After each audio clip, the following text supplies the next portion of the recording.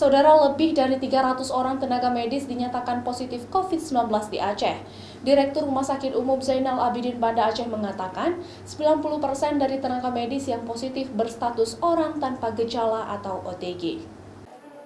Data sementara yang diterima Direktur Rumah Sakit Umum Zainal Abidin Banda Aceh, saat ini ada lebih dari 300 tenaga medis baik perawat, dokter, serta tenaga kesehatan lainnya yang positif COVID-19 di Aceh.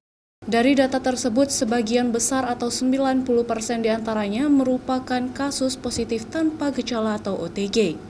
Sementara 8-9% kasus positif tenaga kesehatan dengan mengalami gejala ringan, serta sebagian diantaranya meninggal dunia. Untuk mencegah semakin bertambahnya kasus di kalangan tim medis, Rumah Sakit Umum Zainal Abidin membagi shift bagi tenaga medis baik di zona merah, kuning, dan hijau, serta menjaga asupan makanan dan pemeriksaan kesehatan berkala setiap minggunya. Tapi kalau kita lihat runtut dari awal ada lebih 300 yang positif ya.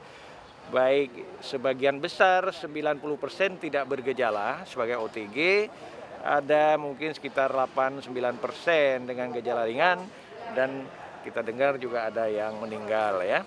Secara keseluruhan, kasus positif COVID-19 di Aceh hingga Kamis 1 September 2020 kemarin tercatat penambahan kasus sebanyak 112 kasus, sehingga menjadi 4.464 kasus. 2.819 kasus diantaranya telah dinyatakan sembuh, 166 kasus dalam perawatan, serta 179 kasus meninggal dunia.